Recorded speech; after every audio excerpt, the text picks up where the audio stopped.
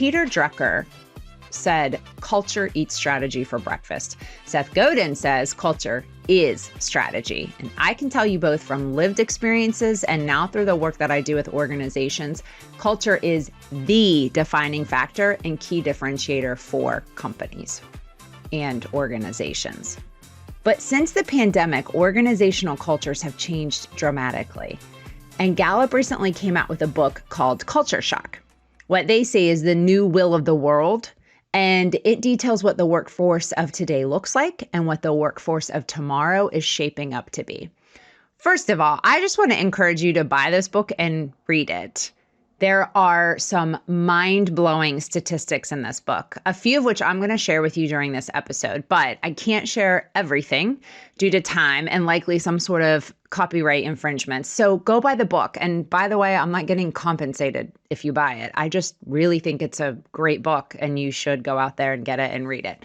And while you're waiting for the book to arrive, I'm just going to share with you some of my key takeaways from both the book and then what I'm seeing as I do culture work within organizations. I have said for years that if I ever wrote a book, it would be called The Loyalty Divide. And that title is based on the fact that I have seen over the years loyalty erode. If you think about many, many years ago, even back to my parents' generation, you had a lot more scenarios where someone would work at the same company for their entire career. My dad worked at the same company for about 40 years. And I remember asking him, what did you expect from your employer? When you went to work all those years for that company, what did you expect? And he said, honestly, I just expected job security and the willingness for them to give me a second chance if I made a mistake. And when you think about the way that relationship worked, it was pretty symbiotic in terms of employees were fairly loyal to organizations and the organizations were loyal back to them. Fast forward, and we're in a global world now, a global economy. There are just so many advances with technology, and things are getting more and more competitive. Things are moving faster and faster, and organizations don't operate the way that they used to. However, I think in many cases, they're still looking for that same type of loyalty from their employees, but the employees aren't feeling loyalty back. They feel like, hey, if you have one bad quarter or one bad year, or if I miss the mark one time, I'm out the door. And so we don't have this symbiotic relationship anymore where there's equal loyalty. There is a divide. And we're starting to see that more and more in terms of companies trying desperately to hang on to people, good people, because they need that stability and that consistency in order to run their business effectively. But at the same time, you have employees not feeling safe, not feeling protected, not feeling like they're going to get that loyalty back. They're not feeling stability and consistency. And so when I look at the research from Gallup in this book, Culture Shock, they cite something similar, referring to what they call the coming danger, which is that a majority of employees will operate more like independent contractors or gig workers than employees who are loyal and committed to your organization. And think about how many people used to identify themselves by their job, by their title, and the work they do. Work was life. Work was their identity. If you ask someone, who are you? They would tell you what they do.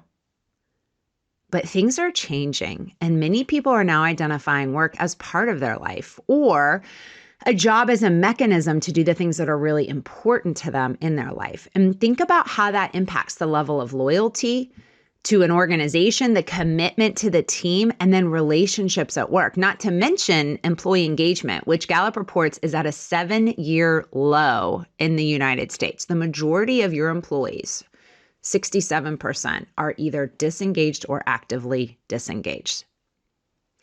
According to Gallup research, 90% of U.S. employees with desk and office jobs are not longing for the old workplace to return, but CEOs are.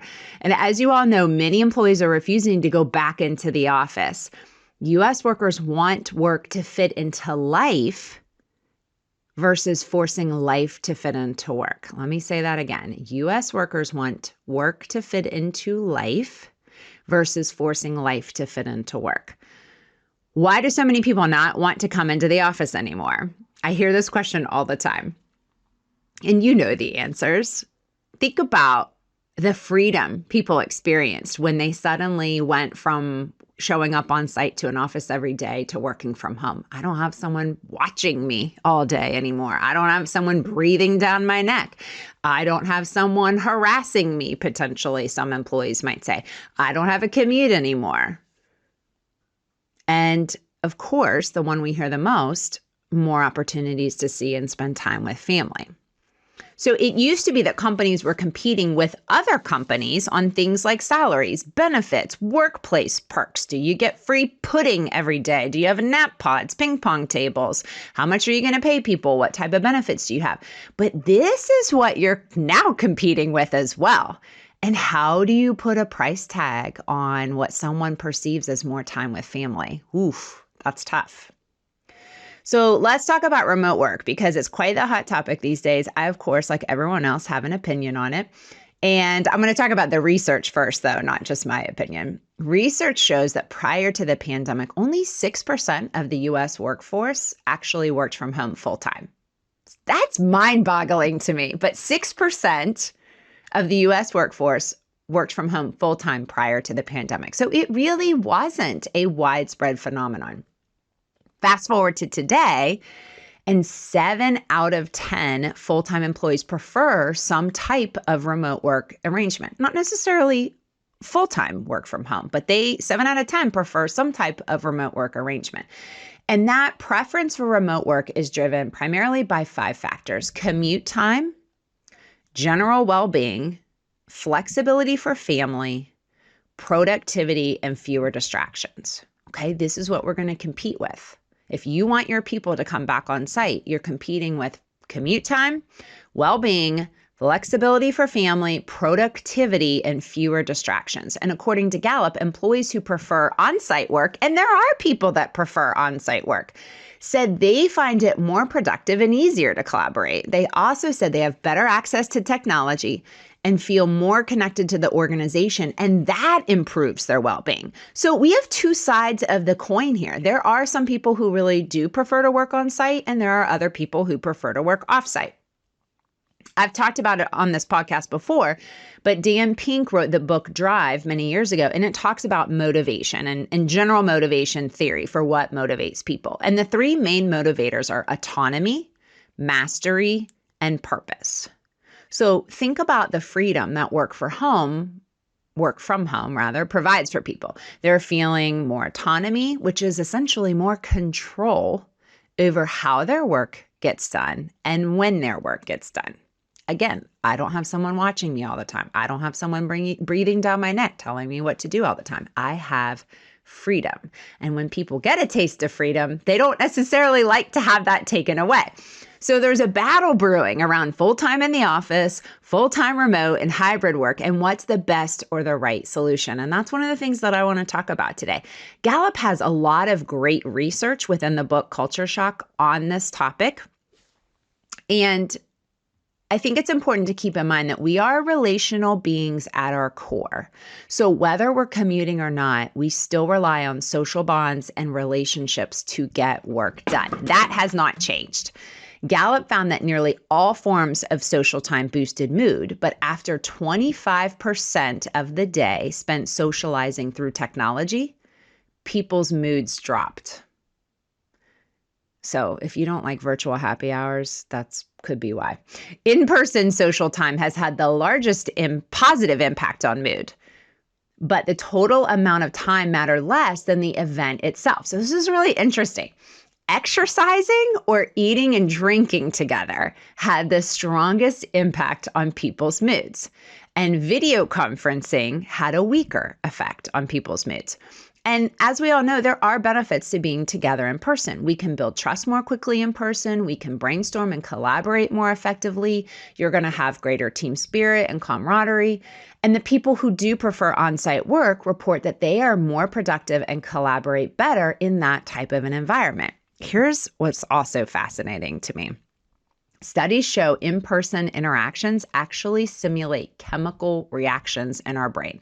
So the release of neurotransmitters such as dopamine and then the hormone oxytocin reinforce the reward centers in our brain. And these chemical responses and face-to-face social signals speed up our ability to convey empathy, trust, and humor. And while video conferencing technology is good, it can't fully replace the blending of the timing of our gestures, our words, and our movements that we use when communicating in person.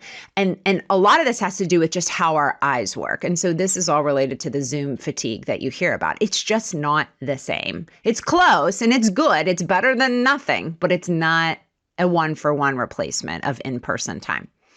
The other important thing to consider is that there are just a lot of hallway or random conversations that happen when people are together in person. And this has always been my concern with some of the arrangements where employees are able to choose whether they want to work on site or not. I have always worried about what happens to the people who are off site when, let's say, you and I are just in the office having a conversation about pickleball, and then suddenly we start talking about a work thing.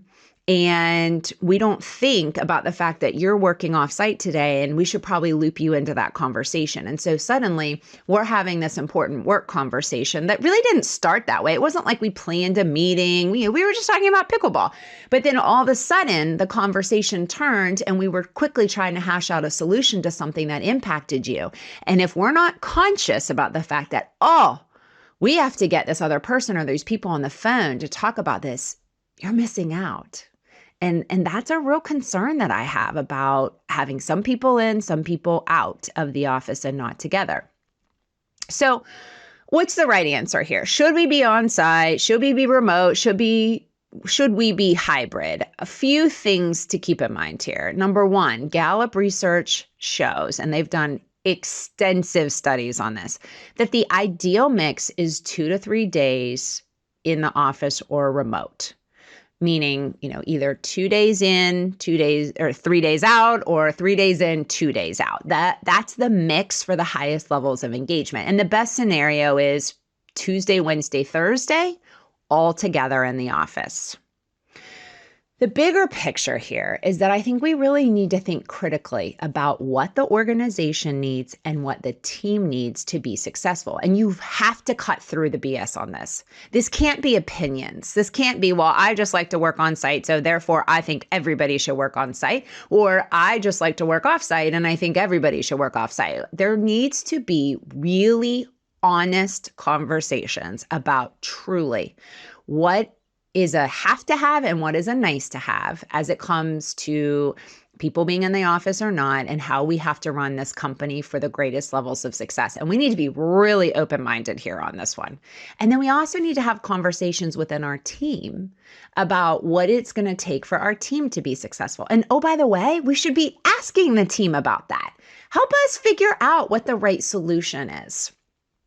And again, you have to cut through the BS on this because everybody's going to have their preferences and they're going to want to put the flag in the ground on what their belief is. And you have to come together to talk about this.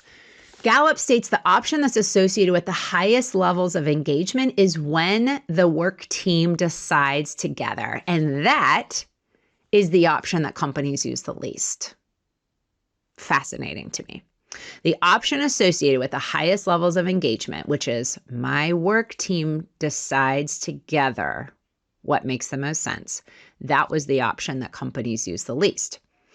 And I would tell you as an individual, I think we need to get really honest with ourselves about what are our motivations and what's a win-win for us and for the team and the company that we work for. Listen, I have my preferences, you have your preferences, but at the same time, it's not just about us. It is also about the team and the company that we work for. And if it's not working for you, that's a separate conversation.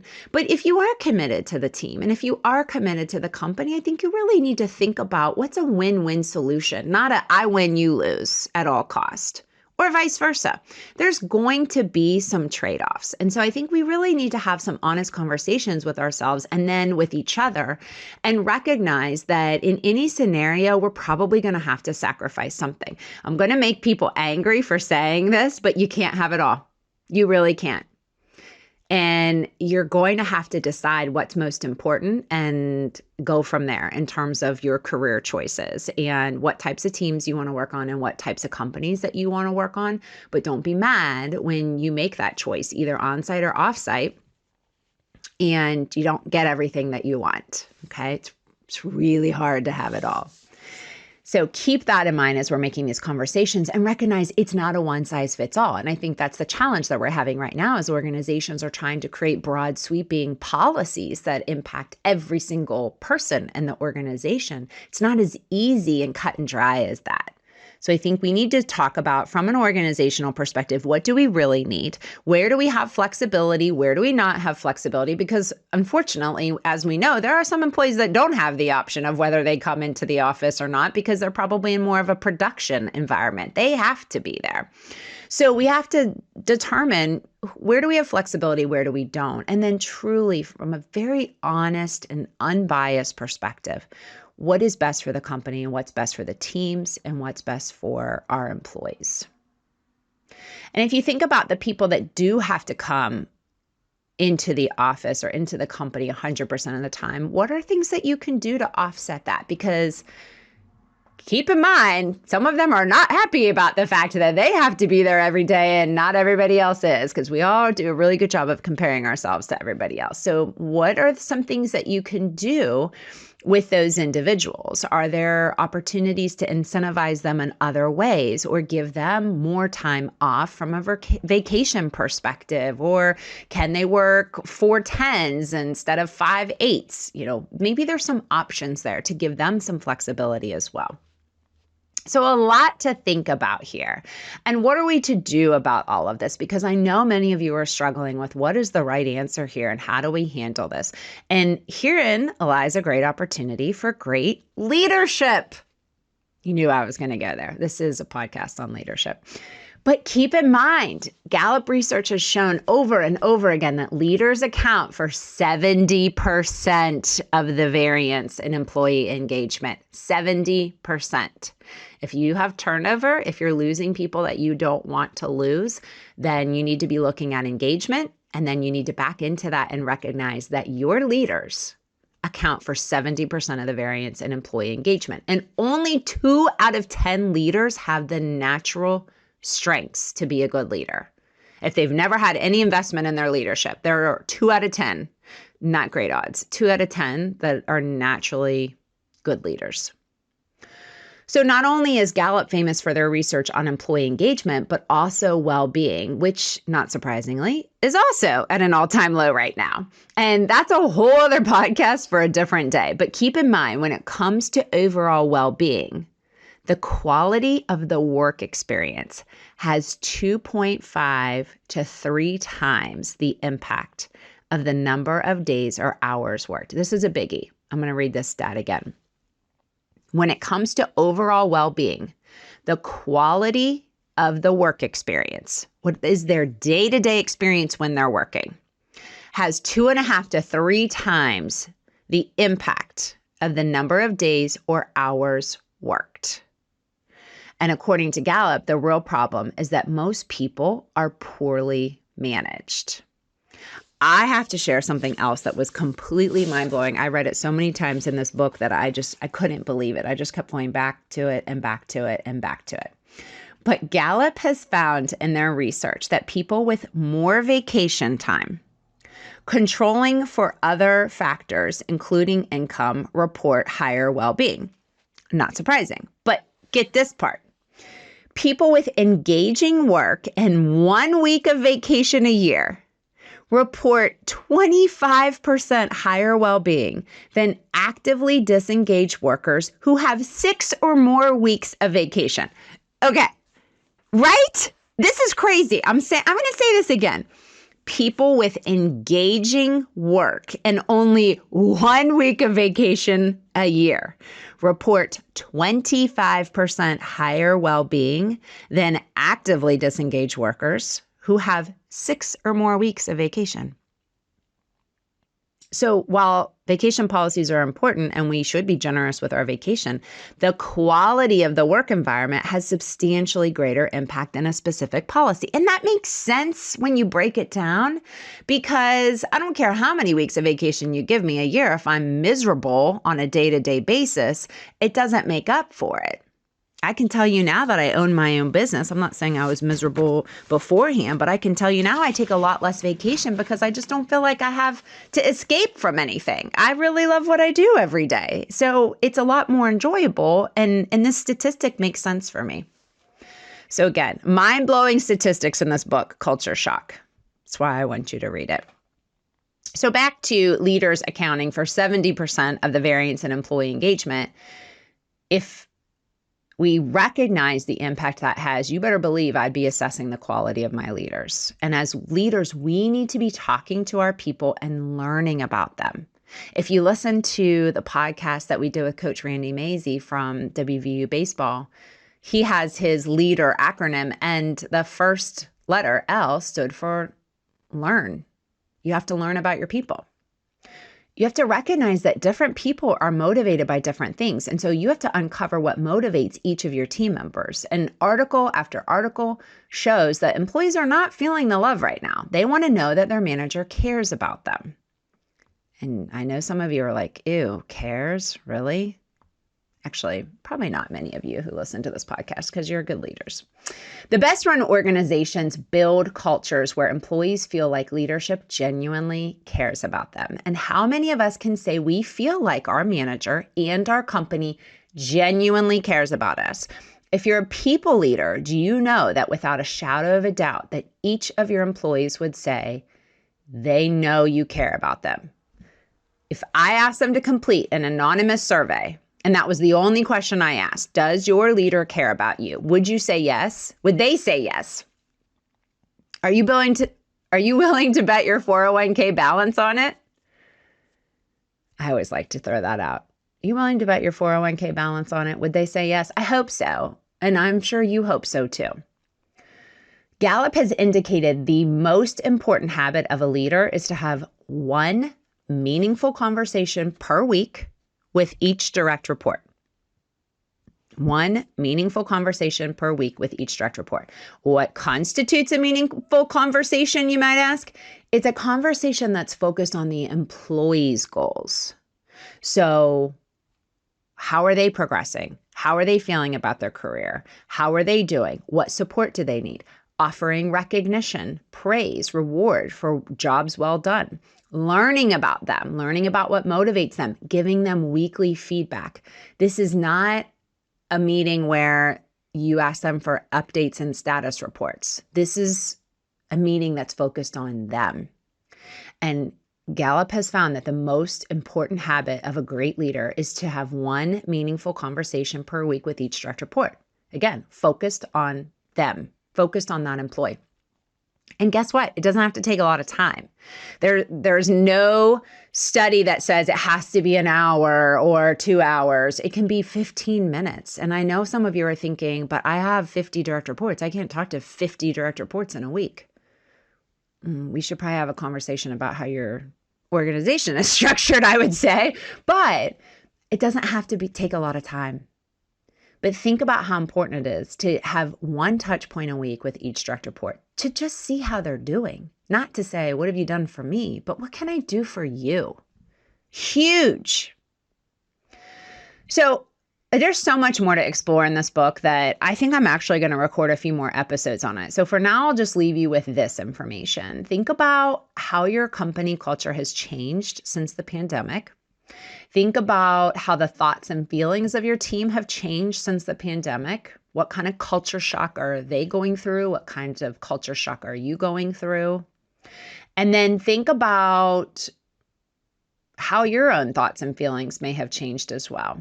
And as you're trying to sort through how to lead in a world where some people want to work on site and some don't, Just take the time to have meaningful conversations with your team every week so that you can just further learn about them and their motivations and what truly just drives their decision making. I mean, if I have $1 for every time someone said, I just like being home, I can throw a load of laundry in. Really? Do we enjoy laundry that much? No, there's way more to it. We say laundry. Honestly, I'm not that excited about laundry. It's more. There's something more there. When they're saying, I want to be home because I like being able to throw a load of laundry in, there's something deeper that's driving that motivation. It's not about the laundry, I promise you. So keep that in mind. Find out what truly drives their decision making, and that's how you'll be able to lead them more effectively.